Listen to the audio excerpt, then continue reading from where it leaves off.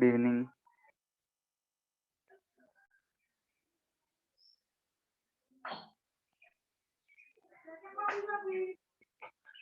ठीक है, तो रेडिएशन प्रेशर का कुछ क्वेश्चंस कर लेते हैं, उसके बाद ही शुरू करेंगे। ठीक है, तो रेडिएशन प्रेशर में कोई दिक्कत है क्या अभी? Yes sir. सर, क्या? जो स्फेरिकल ऑब्जेक्ट वाला क्वेश्चन दिए थे सर, हम्म, उसमें ब्लैक बॉडी, और जैसे आप क्वेश्चन में बोले थे ब्लैक बॉडी, लेकिन एचसीवी में दिया हुआ है परफेक्टली रिफ्लेक्टिंग सरफेस, और उसमें भी आंसर वही दिया जो आप लिखवाए थे। हम 2 टाइम्स किए थे कि 1 टाइम्स? तो आप 1 टाइम्स की सर।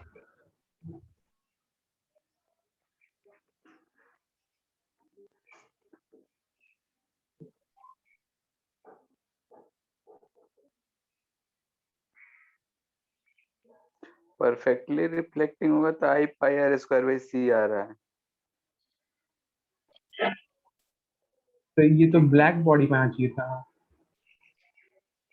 सर वो वो परफेक्टली के लिए भी है, क्योंकि एग्जाम्पल में वो जो किया है ना डेरिवेशन, उसमें भी हम्म, परफेक्टली रिफ्लेक्टिंग बॉडी के लिए किया। सर, लेकिन इफेक्टिव एरिया वाला कॉन्सेप्ट तो 2 पाई आर पर आना चाहिए था। हम्म, हम्म।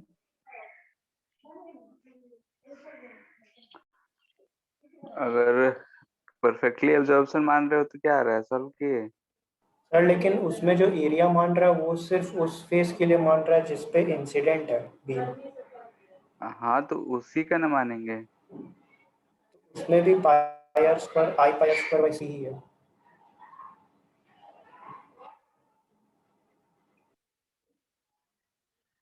परफेक्टली एब्जॉर्बिंग के लिए भी। सर हम्म। परफेक्टली रिफ्लेक्टिंग के लिए। तो परफेक्टली एब्सॉर्बिंग का कर रहा है कैलकुलेट। ठीक है, परफेक्टली रिफ्लेक्टिंग का तो I pi R square by C आ रहा है। और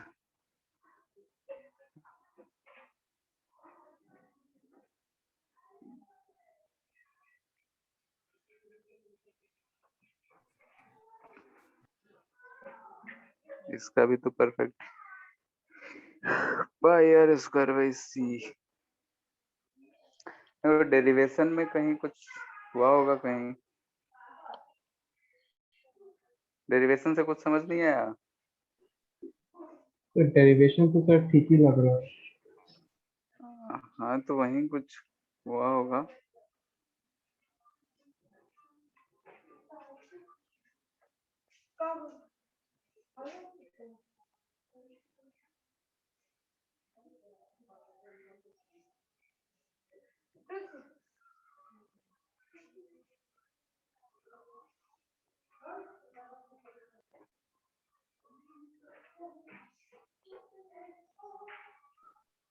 तो ठीक है, अब्सॉर्बिंग तो का भी उतना ही आ रहा है, परफेक्टली हाँ, एब्सॉर्बिंग का भी।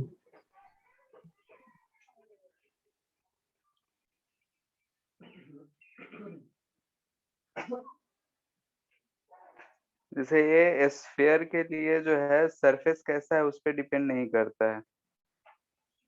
ठीक है, अगर तुम परफेक्टली इसके लिए भी फाइंड करोगे तो वही आएगा। परफेक्टली एब्जॉर्बिंग के लिए, ब्लैक बॉडी के लिए भी फाइंड करोगे तो सेम चीज ही आएगा। ठीक है, तो इस चीज को नोट करके याद रखना।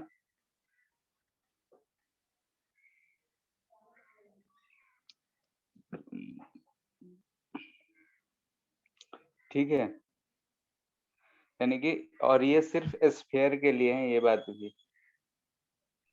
सर ऐसा क्यों? डेरिवेशन से आ रहा है। ठीक है, डेरिवेशन में दोनों तरीके से अगर करोगे तो force 2i dA by C into cos of theta आता है। ठीक है, अब उसी से रिलेटेड है, तो अब डेरिवेशन पूरा लिखेंगे तो ही लिख के एक बार देखना, और क्या, दोनों के लिए दोनों में सेम ही आएगा। ठीक है, तो इसलिए याद रख सकते हो कि स्फेयर के लिए, सिर्फ स्फेयर के लिए ही है ऐसा, जो भी सरफेसेस हम लोग देखे अब तक उसमें। तो नोट सर करके देख ये सिर्फ सकते हो। रिफ्लेक्टिंग के लिए डिराइव किया ना? हाँ, तुम उसके लिए भी डिराइव करोगे तो सेम चीज ही आएगा। अगर हम लाइट बीम के पाथ में स्फीयर को रखते हैं तो फोर्स जो है independent of nature of surface होता है फॉर ए स्फीयर। ठीक है, तो नोट करके इस चीज को याद रखना कि for a sphere force due to radiation is independent of nature of surface। ठीक है, नेचर ऑफ सरफेस से इंडिपेंडेंट होता है। डेरिवेशन करोगे तो पूरा अगर लिखा हुआ मिलता है तो उसमें कुछ देखने को मिलता है कि हाँ भाई ऐसा कुछ हो रहा है। ठीक है, तो डेरिवेशन देखना उसी के बीच में आएगा।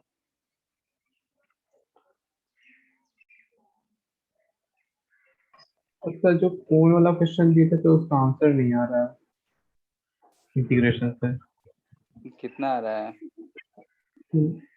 मेरा आंसर आ रहा था 2i/c into pi r square into r square by r square plus x square।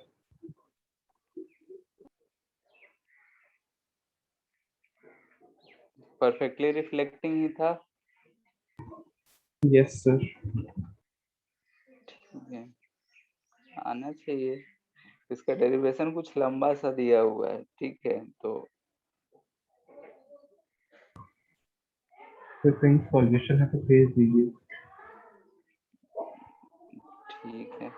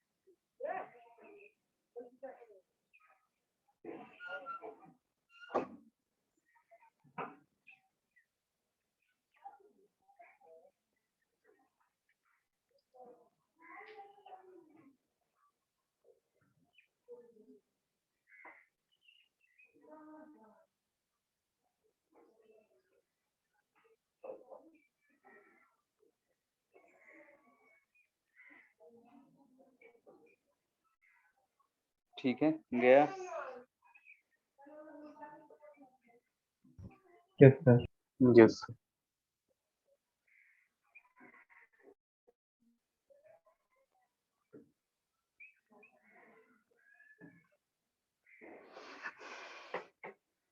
ठीक है, तो एक बार चेक कर लेना कहाँ पे क्या गड़बड़ की हो, इतना लंबा चौड़ा है। ठीक है,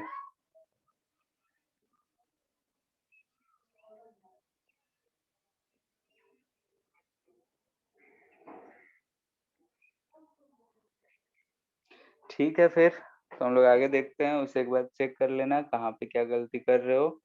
क्लियर है? यस।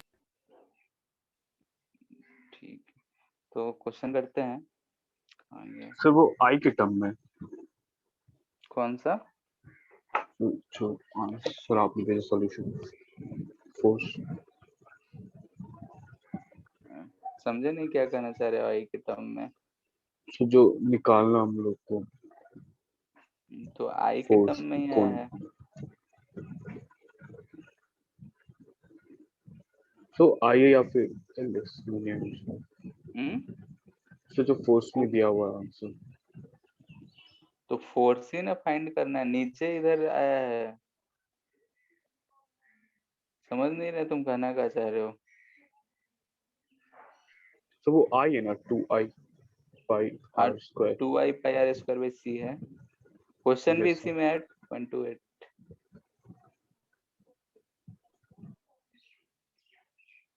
ठीक है, तो एक क्वेश्चन था, कहाँ गया?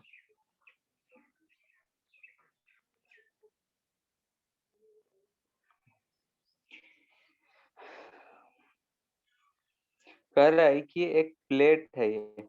ठीक है, इस प्लेट पे ऐसे रेडिएशन पड़ रहा है और इस रेडिएशन के वजह से ये इक्विलिब्रियम में है। इसका जो मास है वो 10 ग्राम है। कह रहा है कि इट इज इन इक्विलिब्रियम। ठीक है, ये इक्विलिब्रियम में है, नीचे से इस पे रेडिएशन पड़ रहा है।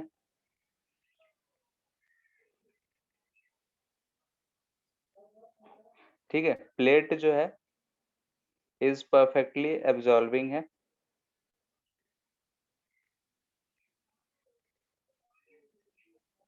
Then find power of radiation.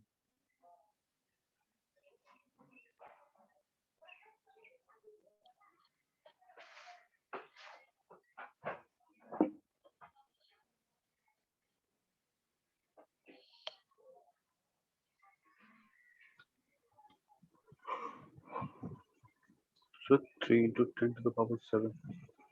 What? ठीक है, तो ऐसे से सवाल रहेंगे।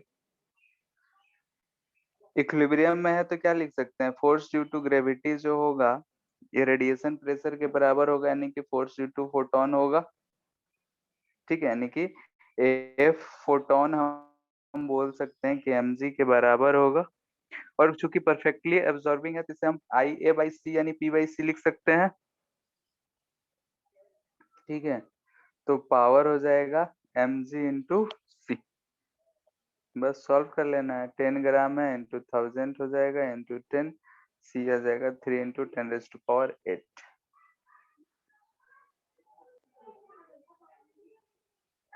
3 into 10⁷7।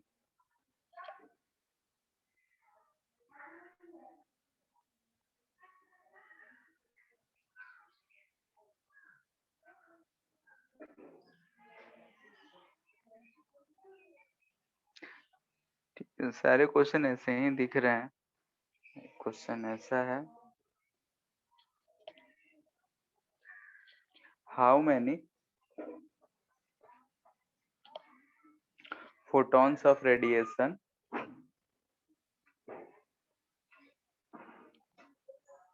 of lambda 5 into 10⁻⁻7 meter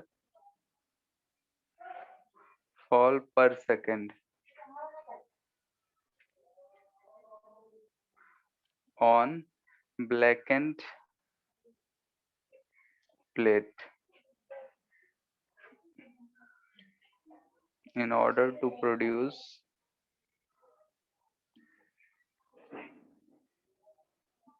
a force of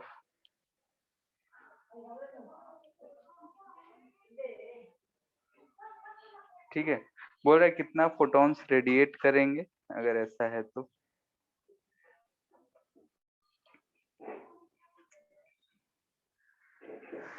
lambda दे रखा है और फोर्स दे रखा है।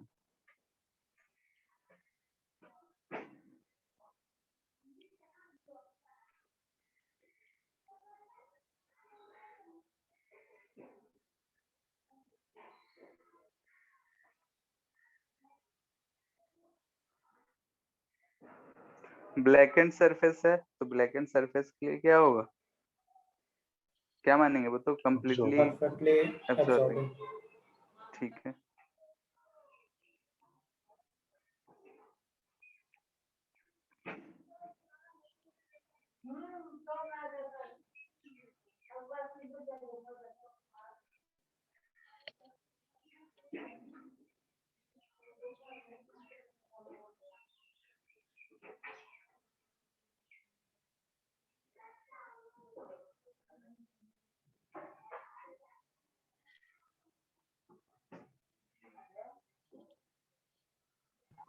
Five into 10 to the power 22.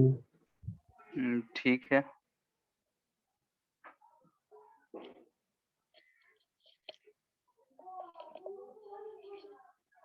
n equal to क्या आता है बोलो। F minus C by H. ठीक है, ये आता है। और P/c जो है यही तो फोर्स होता है, P/c फोर्स होता है ना। Perfectly Yes, sir. एब्जॉर्बिंग के केस में तो एफ लेमडा बाई एच दिख रहा है, ठीक है, सब कुछ दे रखा है, सॉल्व कर लेना है। तो एफ कितना है 6.62 इंटू 10⁻⁻5, लेमडा है 5 इंटू 10⁻⁻7, एच का वैल्यू कितना होता है 6.626 into 10 to power minus 34. -34। इसे सॉल्व करेंगे तो ये आ जाएगा 5 इंटू 10⁻22। ठीक है, तो ऐसे से सवाल रहेगा, एक फिगर वाला रखा है तो भी कर ही लेते हैं।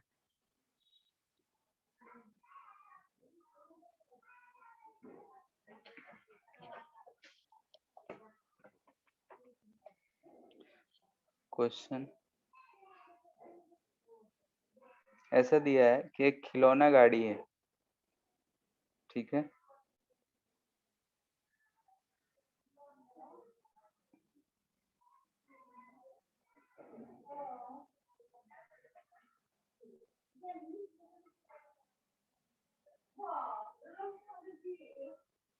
ऐसा सरफेस है इसका, ये लेंथ b है, ये हाइट जो है ये h है, ये थ्रेड है, ठीक है, और इस पे रेडिएशन जो है ऐसा गिर रहा है, एंगल थीटा पे।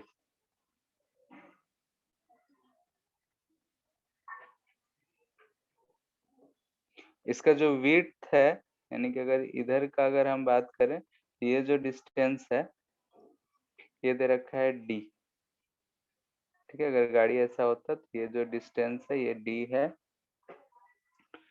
और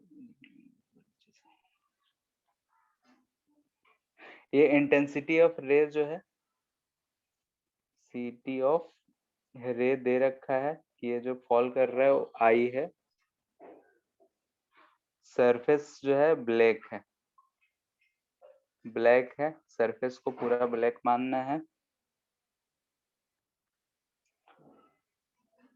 तो टेंशन इन थ्रेड क्या होगा,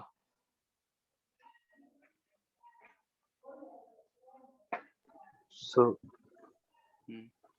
सर जो बी फ्रिक्शन है वो नहीं है, क्या ये ऊपर वाले सरफेस का ये डिस्टेंस b है, यस अंदर की तरफ यहाँ पे भी होगा ऐसा, ठीक है, ऐसा ही ना गाड़ी गाड़ी होगा, तो यस सर ऊपर वो d लेंथ, उससे यानी कि ऊपर का सरफेस दिख रहा होगा, जितने सरफेस पे जो है हमारा ये लाइट पड़ेगा।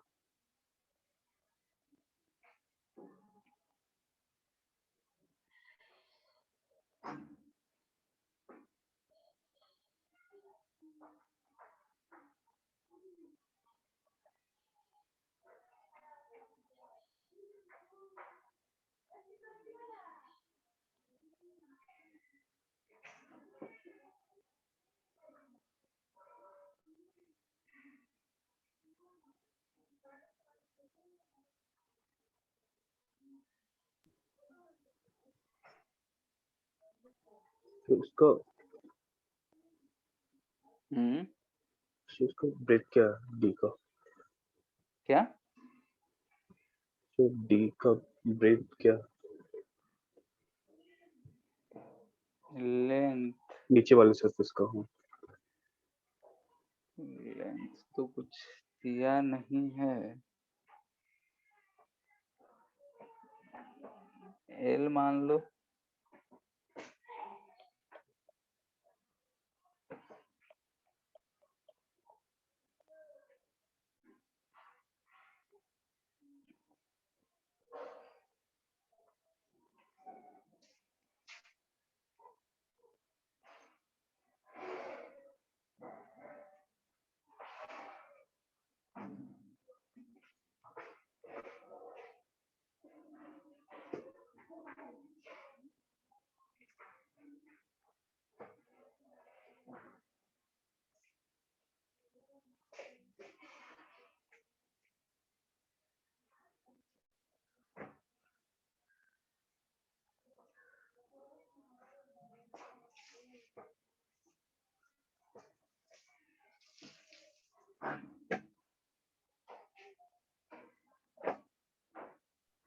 So हम्म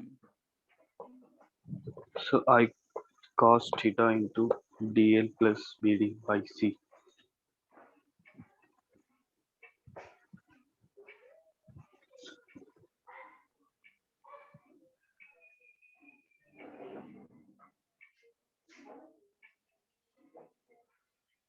सब कुछ तो दिया नहीं है।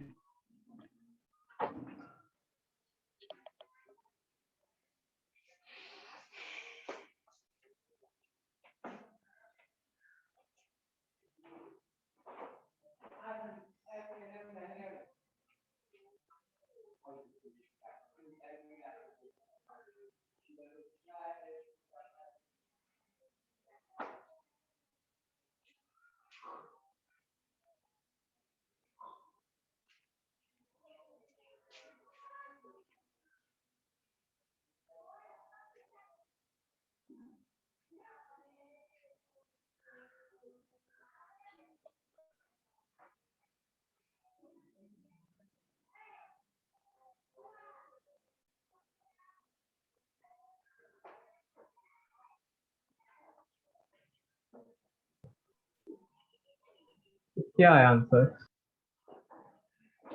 तुम लोग का कितना आ रहा है? Sir 2i cos theta by c bd plus dl 2i cos theta cos by theta c into bd plus dl bd plus dl। dl सबका इतना ही आ रहा है क्या? 2 मेरा नहीं है। 2 cos theta आई की के जगह टर्म sin में theta आ रहा है। ठीक है, ऐसा आंसर तो दिया है। टेंशन जो है वो है I D by C B cos theta plus L cos theta plus H sin theta into sine theta.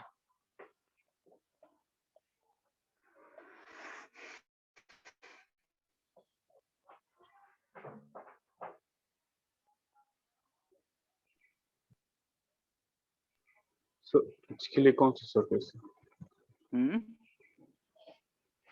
तो थर्ड टर्म में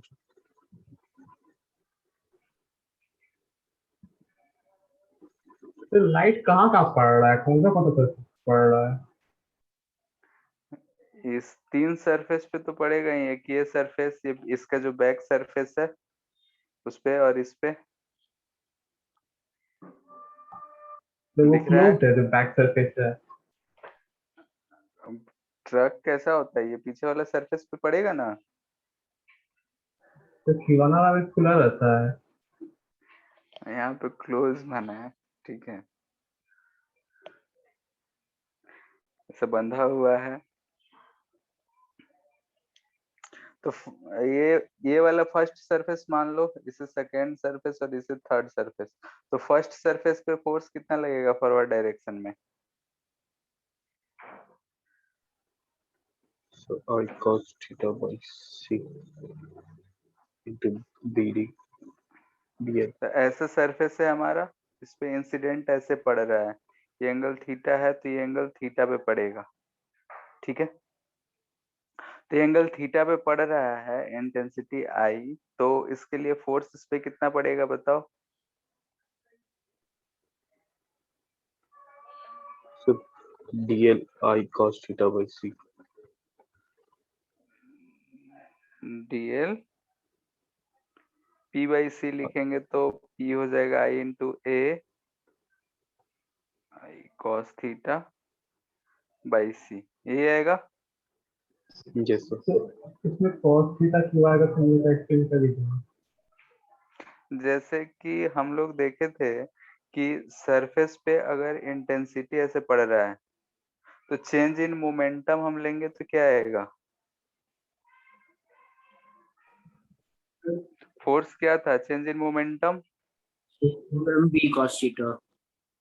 तो अगर हम लोग ऐसा आएंगे तो इसका दो कंपोनेंट, जैसे अगर इसको हम थीटा बोल रहे हैं तो इधर कॉस थीटा वाला आएगा, इधर साइन थीटा वाला, तो साइन थीटा वाला चेंज मिलेगा क्या हमें? Yes, यहाँ sir. यहाँ तो भी एब्जॉर्ब हो जाएगा ना। Yes, sir.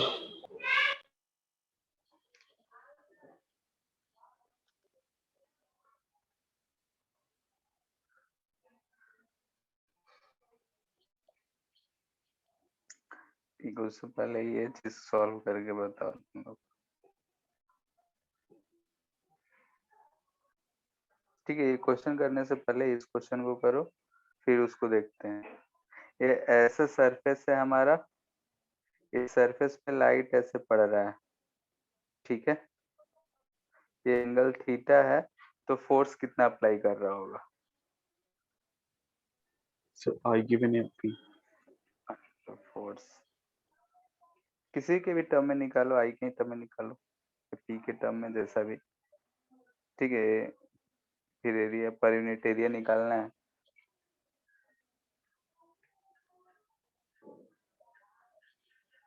कंप्लीटली दो केसेस के लिए, first completely absorbing, second completely reflecting, ठीक है, इन दोनों के लिए निकालो। So AI cos theta by C or 2I to AI by cos theta by C. देखते हैं।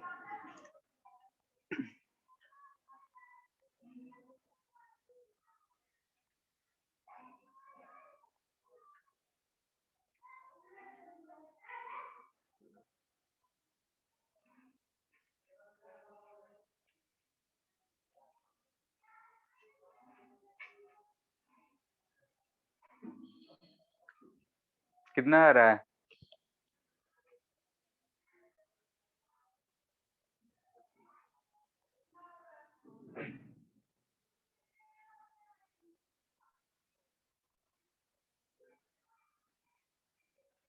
पहला है कि कंप्लीटली एब्जॉर्ब हो रहा है, उसका हम सॉल्व कर रहे हैं। एब्जॉर्ब्ड, ठीक है, कंप्लीटली अगर एब्जॉर्ब्ड हो रहा है तो क्या होगा?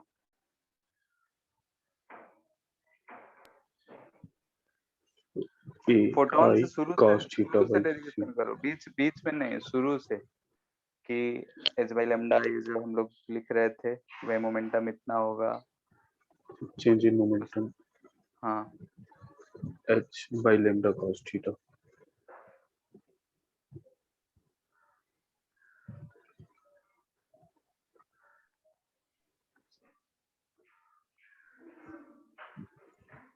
So hmm, so H by lambda into cos theta. Change in momentum. ठीक है। चेंज इन मोमेंटम अगर हम लिखते हैं, पी अगर हम लिख रहे हैं पर यूनिट टाइम में एज्यूम्शन है, एच बाई लेमडा आएगा, या फिर सिर्फ इनिशियल मोमेंटम पी लिखो, एच बाई लेमडा। इंटेंसिटी अगर हम लिखेंगे तो क्या लिखेंगे? सी टी पावर पर यूनिट एरिया होता है, यानी कि हम सब कुछ लिखना सीख रहे हैं कि हाँ भाई पावर पर यूनिट एरिया। इंटेंसिटी कैसे लिखेंगे? तो इंटेंसिटी क्या होगा बताओ? अगर हम लोग यहाँ पे देखें तो ये सरफेस जो है ऐसे किसी एंगल पे गिर रहा है, तो इंटेंसिटी पावर में एरिया कौन सा एरिया लेंगे?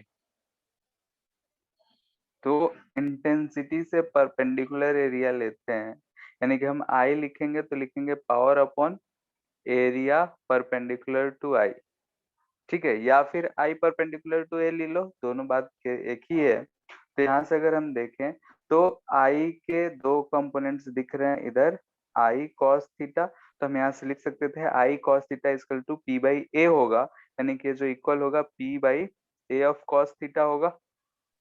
Yes, sir. दिख रहा है? ठीक है, Sir, दो तरीके हैं देखने के लिए इसको, एक तो sir, ये, the हाँ intensity scalar quantity है ना?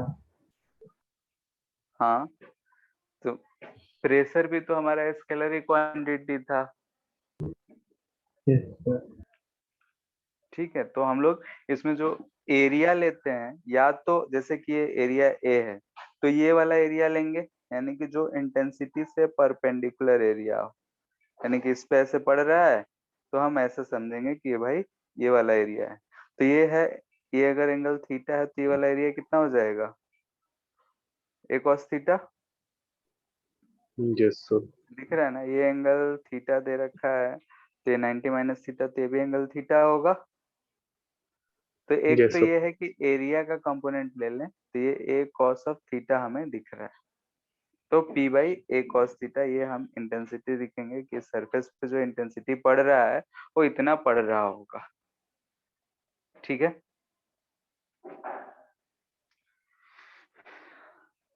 अब ए कॉस थीटा दिख रहा है कि प्रोजेक्शन है इस एरिया ए का दूसरे वाले पे।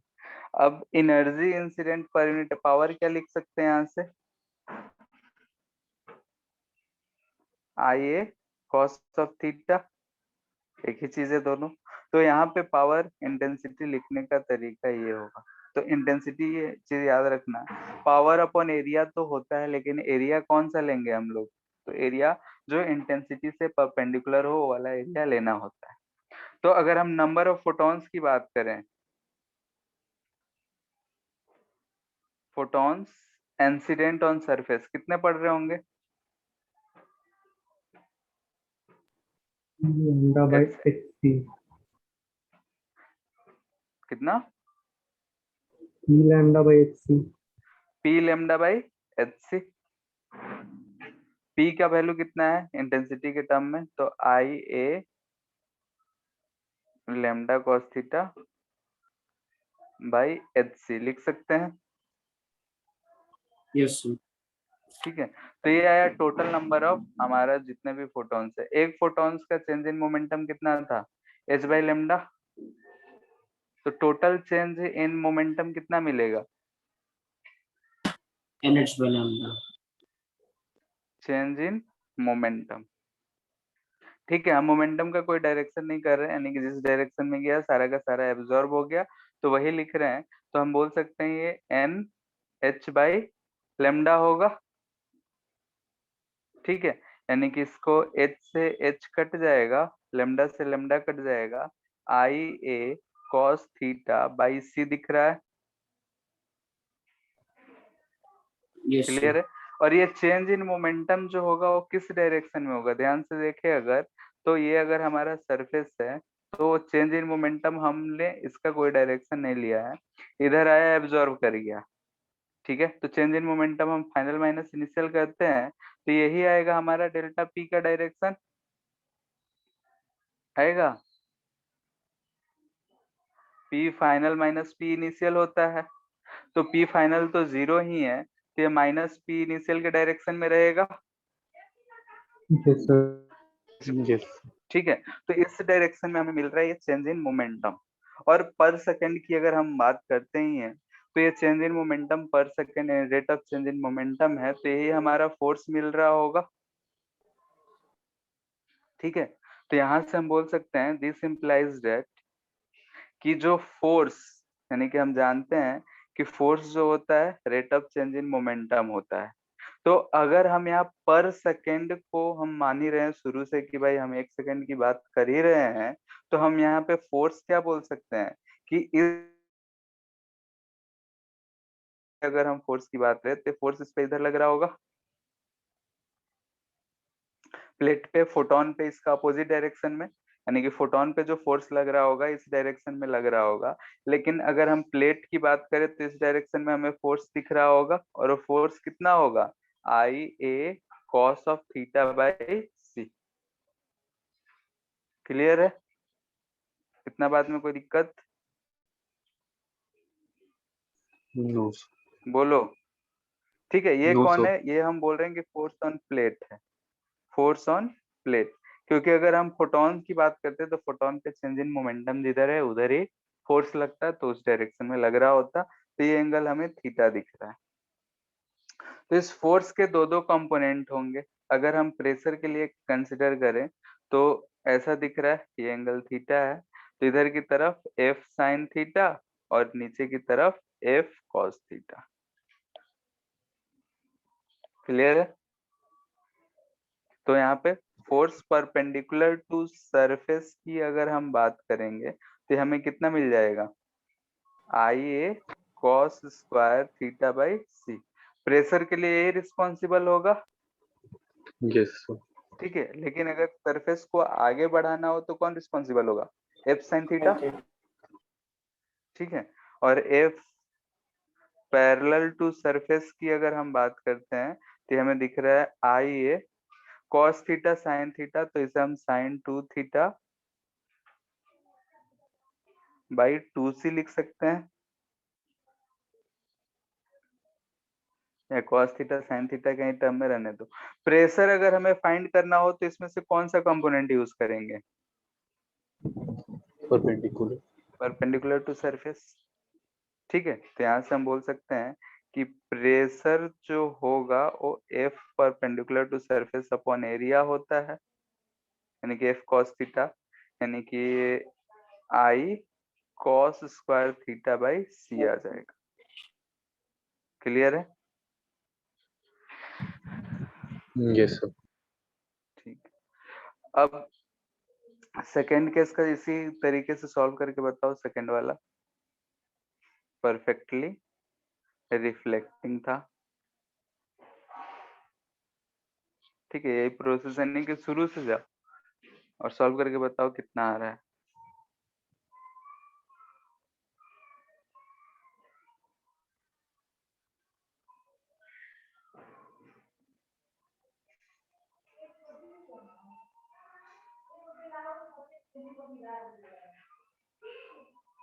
Number of photons per unit area तो इसमें सेम ही रहेगा, चेंज होगा? सेम रहेगा। तो उसके लिए तो कोई ज्यादा चिंता है नहीं।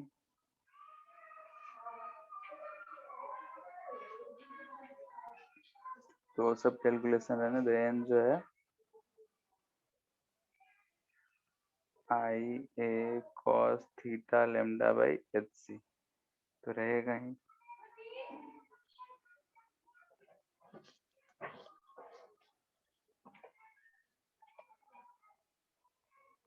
इसमें change in momentum for one photon क्या होगा?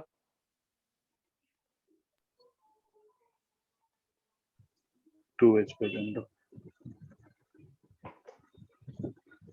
2h बाई लेमडा एंगल पे आ रहा है। तो आपने ऊपर एंगल नहीं लिया, एरिया का क्या? एंगल लिया। तो आपने एरिया और इंटेंसिटी से एंगल रिलेशन लिया। ऐसे एंगल पे इंटेंसिटी आ रहा था ना, हाँ। तो एंगल तो है ही ना। मोमेंटम में चेंज इन मोमेंटम में एंगल नहीं लिया वो ऊपर वाले केस में। ठीक है,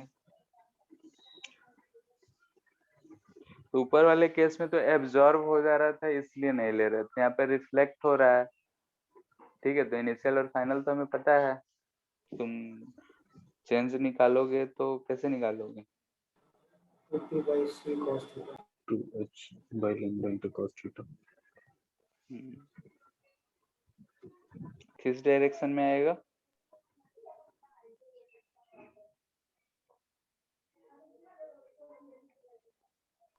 सो हॉरिजॉन्टल डायरेक्शन में, right side. Change in photon का डायरेक्शन, चेंज इन मोमेंटम का डायरेक्शन तो ऊपर। ठीक है। यस सर, राइट जैसे साइड कि में। यहाँ पे आ रहा है, अगर ये एंगल थीटा है तो हम लोग को दिख रहा है इधर P, ये कितना आ जाएगा साइन थीटा।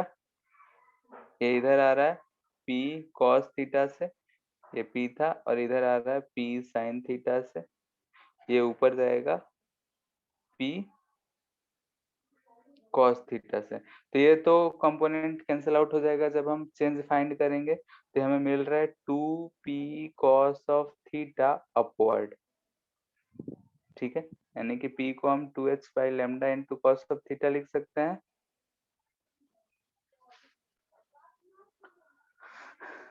क्लियर है? यानी कि परफेक्टली रिफ्लेक्टिंग के केस में दिख रहा है कि चेंज इन मोमेंटम जो है परपेंडिकुलर टू सरफेस से ही रहा है।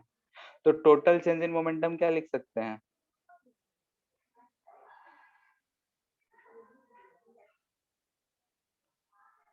10 से मल्टीपल कर देंगे। Yes, sir. h by lambda कटता हुआ दिख रहा है तो 2i cos square theta by lambda, ये नहीं, h बाई लेमडा तो कट गया, c बचेगा।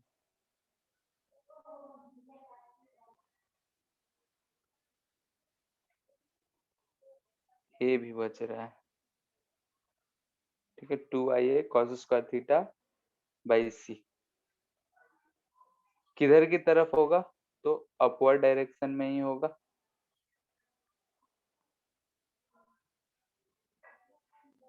ठीक है, तो अपवर्ड डायरेक्शन में हमें दिख रहा है कि ये चेंज इन मोमेंटम हमें मिल रहा है।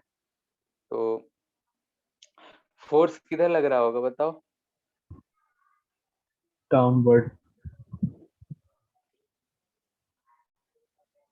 ठीक है, अगर हम फोटोन पे बात करें तो अपवर्ड, और सरफेस पे बात करें तो डाउनवर्ड, यानी परपेंडिकुलर टू सरफेस डाउनवर्ड।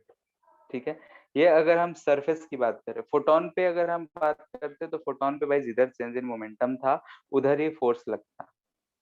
ठीक है, लेकिन हम यहाँ सरफेस पे कितना फोर्स लगा वो चीज बता रहे हैं। तो ये फोर्स हमें मिल रहा है कि ये सरफेस का फोर्स है, इस चीज का ध्यान रखना है। ठीक है, तो इस केस में सिर्फ परपेंडिकुलर ही लग रहा है, आगे की तरफ तो लग नहीं रहा है।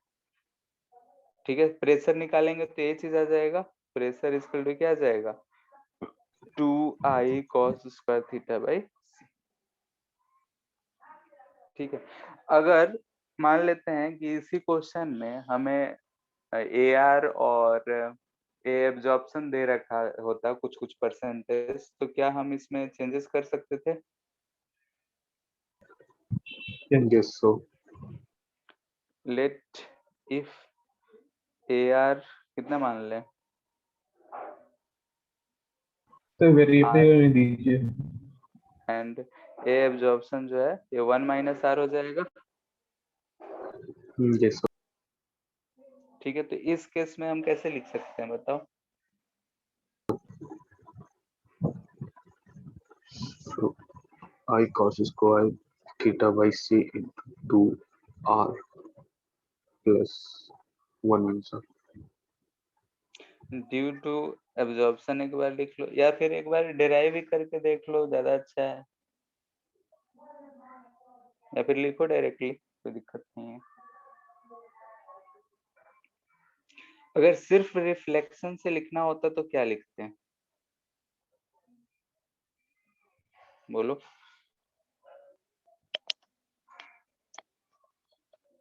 2i cos square theta by c into AR। Reflection, ठीक है, रिफ्लेक्शन के लिए अगर लिखते तो यहाँ पे फोर्स कहाँ गया, 2ia cos square theta by c आया था। इस केस में परफेक्टली रिफ्लेक्टिंग है, यानी कि r का वैल्यू क्या रहा होगा, 1। ठीक है, यानी कि अगर हम यहाँ पे लिखेंगे कि फोर्स ऑफ रिफ्लेक्शन, तो ये हमें क्या मिलेगा, ये वाला जो वैल्यू है वो तो रहेगा ही, यानी कि इंटू आर से हम मल्टीपल कर देंगे तो बोल सकते हैं क्या चीज, 2r/a cos square theta by c। ये r जो है फ्रैक्शन को ही रिप्रेजेंट कर रहा है, तो इसमें तो एक ही केस बन रहा है ये चीज, तो इसमें हमने लिख लिया, कोई दिक्कत। इसको लिखने में किसी को दिक्कत? r पहले 1 था तो 2ia cos square by c आ रहा था, r रहेगा तो r से मल्टीपल कर दिए। ठीक है,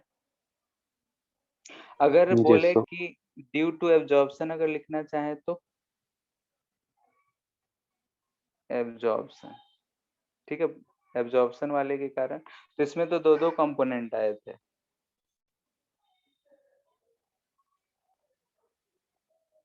एब्जॉर्प्शन में क्या लिखेंगे, एब्जॉर्प्शन के लिए अगर हम लिख भी सकते हैं तो ऐसा अगर हम मान लेते हैं कि किसी एंगल पे है, तो ये ही हम बोल रहे हैं कि भाई फोर्स ऑफ एब्जॉर्प्शन है।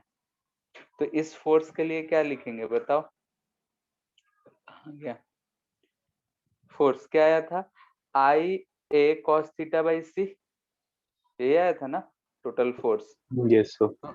आई A cos theta by C में हम क्या लिखेंगे, I A cos theta by C था। इसमें हम ए से मल्टीपल कर देंगे, ए 1 कितना - है तो 1 माइनस आर। ठीक है, तो ये चीज हमें इस डायरेक्शन में मिलेगा। अगर इसके दो दो डायरेक्शन लेने होंगे तो ये चीज ध्यान रखना है, अगर ये एंगल थीटा है तो उस पे हमें फिर से तोड़ना पड़ेगा। क्लियर है? तो यहाँ से हम बोल सकते हैं इस पे कि दो दो फोर्स लग रहे होंगे, एक इधर की तरफ और एक इधर की तरफ। इधर क्या लग रहा होगा, एफ ए साइन थीटा, और इधर F B cos of F A cos of theta. ठीक है, तो अगर हम फोर्स लिखना चाहें वेक्टर फॉर्म में तो हम ऐसा मान लेते हैं, इधर एक्स है और ये वाई है, तो हम क्या लिखेंगे बोलो, I A cos theta by C 1 minus R I cap plus, नहीं माइनस में आ जाएगा, F R plus F A cos theta J cap, short में लिख दे रहे हैं, ये आएगा। बोलो, मैग्नीट्यूड चाहिए होगा Yes, sir. टोटल फोर्स का, तो फोर्स का टोटल मैग्नीट्यूड भी हम फाइंड कर सकते हैं। Yes sir. Yes, yes sir. Sir. अब ये वाला सवाल अगर हो गया तो ऊपर जो क्वेश्चन था उसको अब थोड़ा एक बार और देखो, आंसर देख के ही बता सकते हो कैसे लग रहा है। Sir, आ गया। दिख रहा है? ये तो ब्लैक बॉडी है, Yes, sir. आ जाएगा ये आंसर। Yes, sir. ठीक है, तो इसको सॉल्व कर लेना और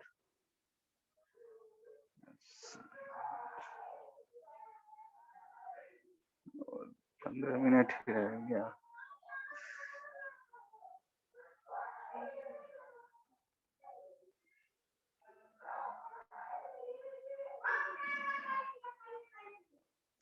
तो ठीक है, तो 10-15 मिनट रह गए हैं, तो हम लोग एटॉमिक स्ट्रक्चर का जो बेसिक चीजें हैं वो सारे देख लेते हैं। ठीक है, मतलब और थोड़ा फास्ट चलेंगे ही, क्योंकि इसमें की सारे चीजें जो है हम लोग पढ़े हुए हैं। तो देखते हैं फिजिक्स। ठीक है, एटॉमिक फिजिक्स से इसमें हम किसका बात करेंगे बताओ? Board atoms. मॉडल। ठीक है, मतलब वही एटम्स से शुरू करते हैं। तो एटम्स का जो कहानी शुरू होता है शायद डाल्टन से शुरू होता है। ठीक है, केमिस्ट्री में सारे हिस्ट्री पढ़े होंगे कि सबसे पहले शायद डाल्टन ने अपना कुछ थ्योरी दिया था, उसके नहीं बाद सर, बहुत सारे लोग आए। हाँ, एंशियंट इंडिया में जो फिलोसफर्स थे वहां से शुरू हुआ था। वो लोग का जो टेक्स्ट है उसमें परमाणु के बारे में लिखा हुआ था। अच्छा। और मतलब कि पता नहीं, हम जब पढ़े थे 7th में तो डाल्टन का कुछ थ्योरी था, एसिम्प्टोट्स या कुछ बोलते हैं, postulates. क्या बोलते हैं, हाँ पोस्टुलेट्स थे, 6-7 की गोलाकार होता है, ऐसा कुछ कुछ होता है। खैर ठीक है, होते होते बहुत सारे लोग आए, तो हम लोग जो लास्टली धीरे धीरे जो हमारा फायदेमंद हुआ उसमें 2-3 होता है, तो सब हम लोग डिस्कस करेंगे यहाँ पे, जैसे थॉमसन मॉडल। और ज्यादा डिटेल में नहीं जा रहे हैं क्योंकि हम लोग जानते हैं कि ये सारे कुछ पढ़े हुए हो। थॉमसन मॉडल क्या था? तरबूज। हाँ, या फिर प्लम पुडिंग मॉडल बोलते Plum हैं। pudding. Yes, sir. ये पुडिंग का हिंदी क्या होता है? Sir, cake. वाटरमेलन मॉडल, तो केक तो इंग्लिश वर्ड ही है।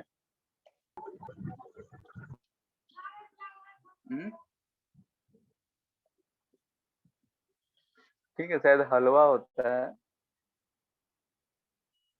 प्लम पुडिंग मॉडल या फिर वाटरमेलन मॉडल, इसमें क्या मॉडल में होता है कि ऐसा बोले कि जो है हमारा एटम होता है वो ऐसा एक रीजन में डिस्ट्रीब्यूटेड होता है, और इस रीजन में कहीं कहीं पे इलेक्ट्रॉन्स जो होते हैं ऐसा डिस्ट्रीब्यूटेड होते हैं। मोस्ट ऑफ द पार्ट जो होता है वो पॉजिटिव होता है, इज पॉजिटिव एंड नेगेटिव जो होता है ऐसा डिस्ट्रीब्यूटेड होता है। इससे हम बोले कि इलेक्ट्रॉन्स जो होते हैं इस रीजन में कहीं कहीं पे एम्बेडेड होते हैं। जैसा कि अगर हम लोग तरबूज को आधा काट दें तो उसमें जो रेड कलर रिप्रेजेंट करता है वो पॉजिटिव चार्ज को रिप्रेजेंट करता है, और जहां जहां ब्लैक उसके सीड्स होते हैं उसे उन्होंने बोला कि वो इलेक्ट्रॉन को रिप्रेजेंट करता है। हमारा एटम इस तरीके से डिस्ट्रीब्यूटेड होता है। ऐसा ही था कुछ। लेकिन यस इसके सर। बाद जो है रदरफोर्ड ने आया और उन्होंने अपना एक एक्सपेरिमेंट करा, रदरफोर्ड एटॉमिक मॉडल।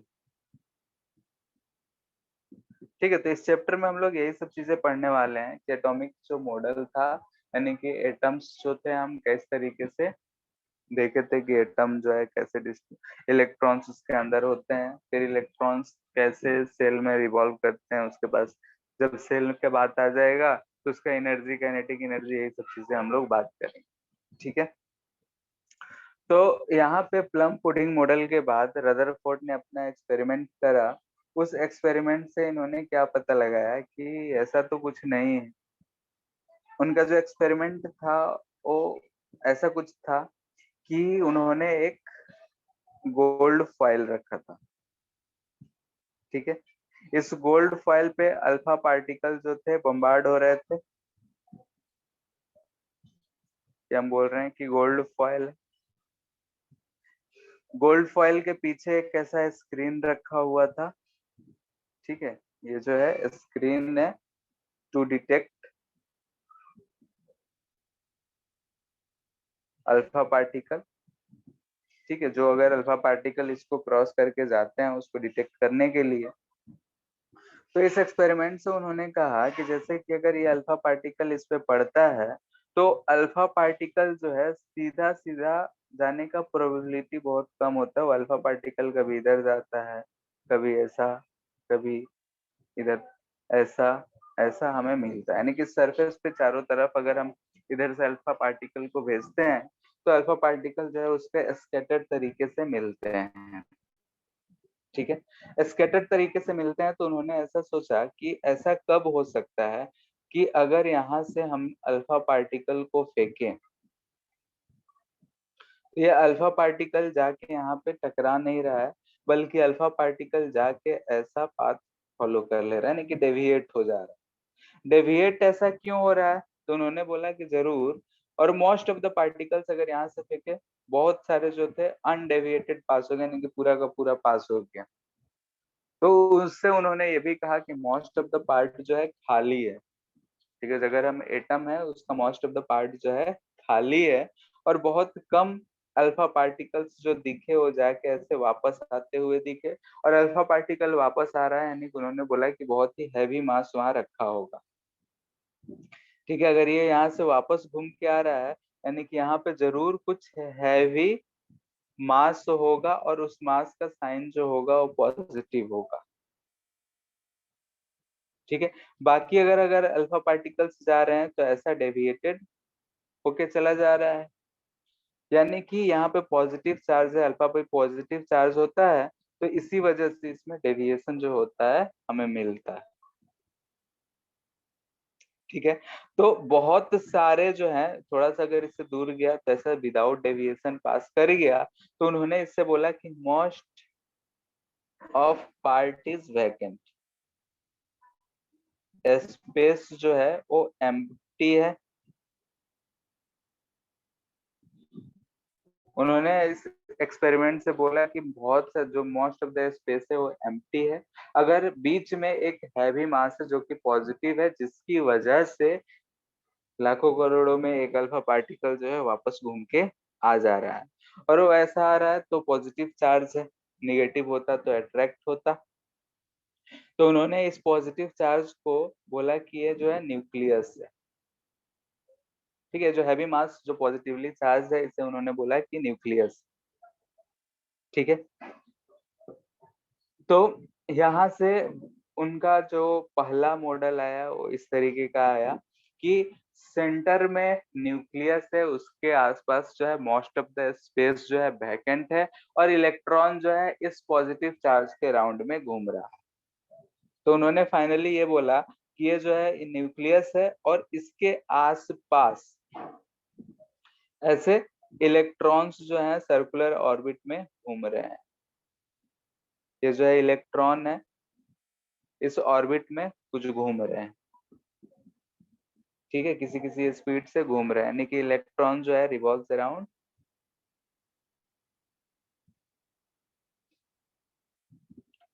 हैवी मास।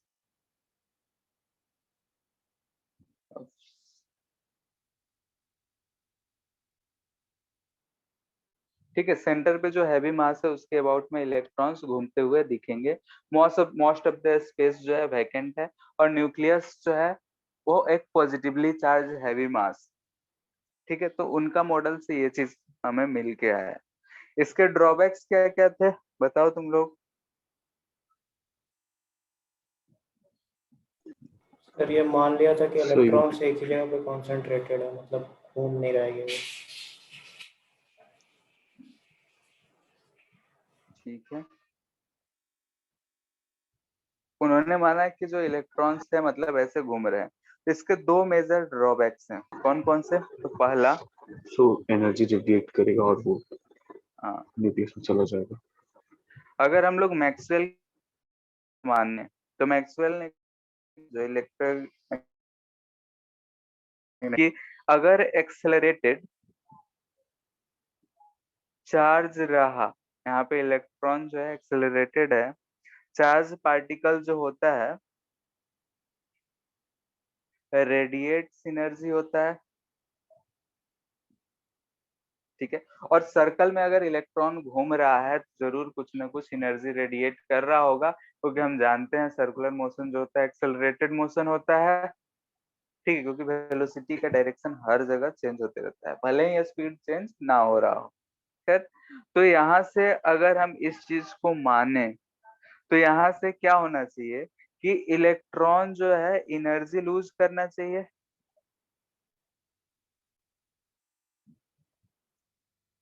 loses some energy।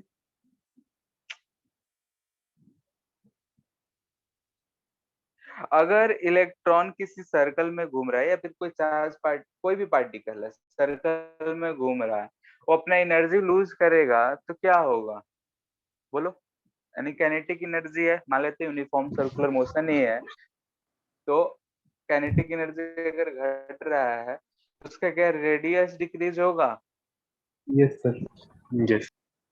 ठीक है, तो यहाँ से उन्होंने बोला कि इसके अनुसार अगर देखा गया तो लोगों ने कहा कि अगर इलेक्ट्रॉन अपना एनर्जी लूज करता है तो उसका जो ऑर्बिट में घूम रहा है यानी कि इट्स एनर्जी जो इसका रेडियस सम एनर्जी लूज कर रहा है यानी कि इट्स रिवोल्यूशन रेडियस जो है वो डिक्रीज करेगा, और डिक्रीज करते करते उसे न्यूक्लियस से कोलाइड कर देना चाहिए था, यानी कि it should collide to nucleus. ठीक है, उसे न्यूक्लियस से कोलाइड कर जाना चाहिए था, लेकिन ऐसा होता नहीं। रियली में अगर एब्जॉर्ब करा जाता है तो ऐसा होता नहीं है, तो इस वजह से ये फेल है। यानी कि इस चीज को हम लोग ऐसे देखें तो हमें क्या दिखता है कि जो इलेक्ट्रॉन है वो ऐसा स्पाइरल पाथ करना चाहिए था, यानी कि यहाँ से घूम रहा था इलेक्ट्रॉन, घूमते घूमते रेडियस खत्म होते होते यहाँ पे आके उसे टकरा जाना चाहिए था, लेकिन ऐसा केस है नहीं, होता नहीं है, नॉट ऑब्जर्व होता है, तो इसलिए ये उनका मेथड जो है कहा गया एक्सेप्टेबल नहीं। ठीक है, सेकेंड जो ड्रॉबैक था वो क्या था, कोई बताएगा। Stability of atom. Stability,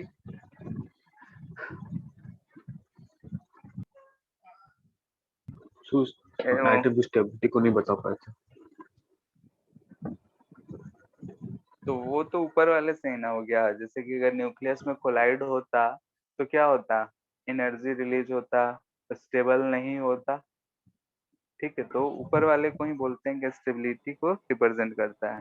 sir वो यहाँ पे बता नहीं पाया था origin of electromagnetic radiation absorb हाँ, वो सब। ठीक है, इलेक्ट्रोमैग्नेटिक रेडिएशन को नहीं बता पाए थे। जैसे कि अगर हम फॉर हाइड्रोजन एटम की बात करते हैं, तो हाइड्रोजन एटम के लिए क्या होता है, इससे में पाया क्या गया, एक्सपेरिमेंट हुआ तो, कि रेडिएशन जो है इसमें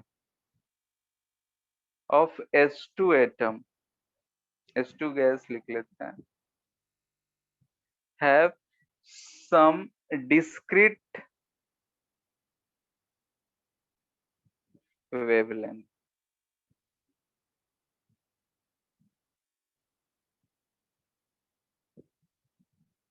ठीक है, जब हाइड्रोजन गैस का मतलब कि रेडिएशन की बात देखी गई, तो इसमें जो वेवलेंथ मिला, यानी कि जो भी रेडिएशन मिला उसका वेवलेंथ जो है वो डिस्क्रीट वैल्यू नहीं, कुछ फिक्स वैल्यूज मिले।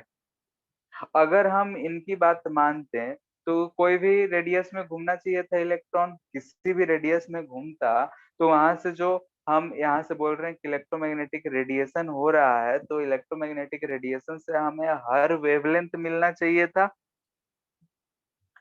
लेकिन ऐसा होता नहीं है। यानी कि अगर अकॉर्डिंग टू, अगर हम रदरफोर्ड की बात करें, electron should revolve in all possible circular path, यानी कि हम रेडियस की बात कर रहे हैं, हर रेडियस में, यानी कि एनर्जी भी हमें हर मिलना चाहिए, यानी कि we should have get continuous wavelength radiation. ठीक है, यानी कि हमें कुछ फिक्स्ड वैल्यू ऑफ वेवलेंथ नहीं मिलके कंटिन्यूअस मिलने चाहिए, जैसे 1 2 3 4, मतलब लगातार मिलने चाहिए थे, लेकिन ऐसा होता नहीं। ठीक है, तो ये दो मेजर ड्रॉबैक्स बोले जाते हैं। पहला वाला ही स्टेबिलिटी को रिप्रेजेंट करता है कि अगर इलेक्ट्रॉन जो है जाके अगर न्यूक्लियस से टकराता है तो स्टेबल नहीं होना चाहिए, वहां से हीट एनर्जी या कुछ ना कुछ एनर्जी निकलते रहना चाहिए था, लेकिन ऐसा नहीं हो रहा है। इसका मतलब कि एटम जो है स्टेबल है, ऊपर वाले से स्टेबिलिटी नहीं दिख रहा है। और यहाँ पे दिख रहा है कि अगर हमने हाइड्रोजन एटम का फाइंड किया, एक्सपेरिमेंट हुआ, उससे पता चला कि जो हाइड्रोजन गैस है उससे जो रेडिएशंस निकल रहे हैं वो हर वैल्यू हमें नहीं मिल रहा है, कुछ फिक्स्ड वैल्यूज ही मिल रहे हैं। ठीक है, तो उस फिक्स्ड वैल्यूज ही मिल रहे हैं, ऐसा क्यों हो रहा है, जबकि रदरफोर्ड मॉडल के अनुसार हमें लगभग हर वेवलेंथ मिलना चाहिए था, कंटिन्यूअस वेवलेंथ मिलना चाहिए था, क्योंकि इलेक्ट्रॉन जो है हर पॉसिबल रेडियस में उसे घूमना चाहिए था। तो इसके बारे में कुछ एक्सप्लेन नहीं कर पाए, इसलिए इनका मॉडल जो है ड्रॉबैक है, इसमें फेलियर है। इसी चीज को बोर ने आके सुधारा। ठीक है, तो बोर ने आके अपना कुछ पोस्टुलेट्स दिया जिसके ऊपर जो है इस चीज को सही माना गया, तो उन्होंने इसी चीज को फॉरवर्ड आगे बढ़ाया कि सो हाँ भाई, हाँ सो ये अगर सिर्फ घूम रहा है तो उसमें वेवलेंथ से रेडिएशन कैसे आएगा? इलेक्ट्रॉन घूम रहा है, एक्सेलरेटेड मोशन है। यस सर, सो वो एनर्जी एक्साइट हम लोग करवाएंगे तो उसमें आता है ना। इसमें भी निकलेगा ना एक्सेलरेट। हम लोगों ने क्या देखा था कि अगर चार्ज रेस्ट पे रहता है तो इलेक्ट्रिक फील्ड था, और यस सर, अगर एक्सेलरेटेड था तो इलेक्ट्रोमैग्नेटिक वेव उससे रेडिएट होता है। Yes sir. तो बाकी सब भूल जाओ, यहाँ देखो कि चार्ज घूम रहा है गोल गोल, तो क्या वो एक्सेलरेटेड मोशन है? सर तो वो तो अभी फेल हो गया ना ऊपर वाला, हाँ, अगर एक्सीलरेटेड है तो। क्या? तो पहला ड्रॉबैक है वही ना। हाँ, तो फिर क्या कहना चाह रहे हो? सर जब ये सर्कल में घूम रहा तब कैसे ये रेडिएशन शो कर रहा, समझ नहीं आया। जैसे कि ये जो घूम रहा है, तो इसमें ये कहने का मतलब होगा कि आगे चल के हम लोग समझेंगे कि ये न्यूक्लियस है, तो डिस्क्रीट मिलने का मतलब कि यहाँ पे एक वेवलेंथ मिला, हो सकता है कि दूसरे ऑर्बिट में गया तो दूसरा एक वेवलेंथ मिला, अगर यहाँ पे एक और ऑर्बिट होता तो ये भी मिलता, उसके बाद होता वो भी मिलता, ये भी मिलता, हर कंटिन्यूअस वेवलेंथ मिलना चाहिए था। एक ऑर्बिट से Yes, दूसरे sir. ऑर्बिट जाता है तो रेडिएशन होता है ना। तो Yes, अगर sir. हम इलेक्ट्रॉन को एक्साइट कर रहे हैं, ये सब करते हैं, तो उसमें हमें कुछ फिक्स वैल्यूज ऑफ वेवलेंथ के रेडिएशन से ही मिलते हैं। ठीक है, अगर हर मतलब ऑर्बिट अगर बहुत सारे होते तो बहुत सारे कंटिन्यूअस हमें वेवलेंथ मिलने चाहिए थे। Yes, sir. ठीक है, यानी कि ये हाइड्रोजन स्पेक्ट्रम से रिलेटेड है। स्पेक्ट्रम अभी हम लोग देखेंगे तो उसके बाद उसका हम यूज करेंगे। क्लियर है इतना? तो बोर मॉडल हम लोग Yes. नेक्स्ट क्लास में शुरू करेंगे। बस बता देते हैं यहाँ पे कि यहाँ पे ये दो मेजर ड्रॉबैक्स थे। अब बोर ने बोला कि भाई चलो ये तो ठीक है, ये गलती है, तो उसी पे उन्होंने अपना एक पोस्टुलेट्स दिया, यानी कि थ्योरेटिकल अप्रोच ही था। उन्होंने सोच के बोला कि भाई ऐसा ऐसा होगा।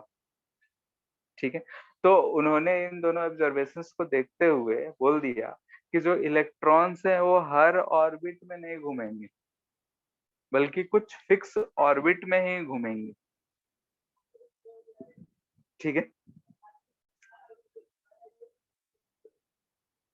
और उससे हम लोग क्या बोलते हैं, किस ऑर्बिट में घूमेगा? उसी ऑर्बिट में घूमेगा जिसमें उसका एंगुलर मोमेंटम जो होगा वो integral multiple of NH by 2 पाई होगा। Integral multiple of H by 2 पाई। ठीक है, उसे हम लोग नेक्स्ट Yes. क्लास में सब लिखेंगे। और एक पोस्टुलेट बोले कि जो इलेक्ट्रॉन घूम रहा है तो उसमें जो सेंट्रीपिटल फोर्स प्रोवाइड कर रहा है वो कौन कर रहा है? तो न्यूक्लियस और Electrostatic. इलेक्ट्रॉन के बीच का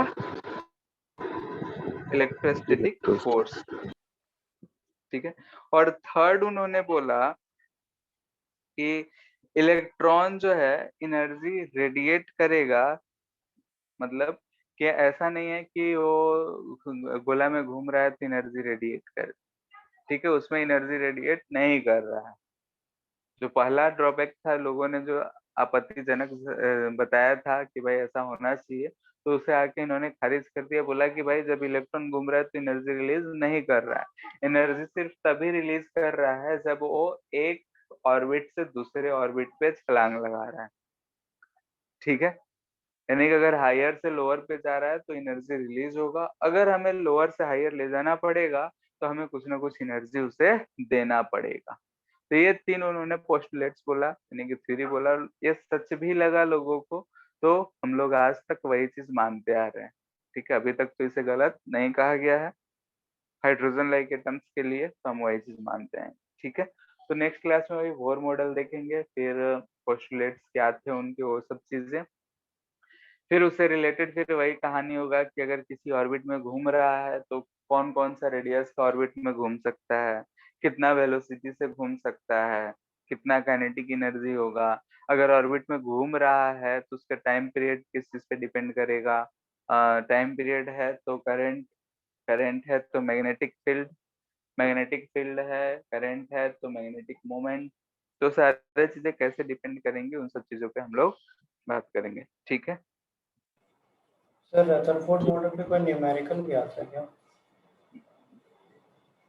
थोड़ा बहुत इस पे रिलेटेड क्वेश्चन पूछ लिया जाता है। यहाँ से जो चार्ज है एक रखा हुआ, एक अल्फा पार्टिकल को फेंक रहे हैं। ठीक है, तो यहाँ से मिनिमम डिस्टेंस पूछ लिया जाता है, कितना मिनिमम सर वो डिस्टेंस है। इम्पैक्ट बैरोमीटर वही सब। हाँ, तो सब चीजें हम लोग इसके बाद देख लेंगे थोड़ा बहुत। और इस तरह के क्वेश्चन जो हम लोग इलेक्ट्रोस्टेट में किए थे, याद है? एक चार्ज पार्टिकल है, कभी फिक्स रखे थे, एक चार्ज पार्टिकल को इन्फिनिटी से फेंक Yes, रहे sir. थे। तो Yes, उस sir. टाइप के क्वेश्चंस यहाँ से पूछ लिए जाते हैं। ठीक है, ठीक है। Yes, sir. Yes, sir. So homework. फिलहाल इतना ही रहने दे। होमवर्क तो बस वही फोटो इलेक्ट्रिक इफेक्ट ही कंप्लीट करो, Yes, sir. बाकी तो इसमें कुछ हुआ नहीं। ठीक है, सर ये जो थियोरेटिकल पार्ट है कि हिस्ट्री का, वो सब पढ़ना इसका है हाँ, एटम तो की थियोरेटिकल तो हिस्ट्री पढ़ना का। ही है। हाँ, एनसीईआरटी जाके एक बार रीडिंग डाल लेना है, ज्यादा का जरूरत है नहीं हिस्ट्री। ठीक है, हिस्ट्री उतना जरूरत नहीं है।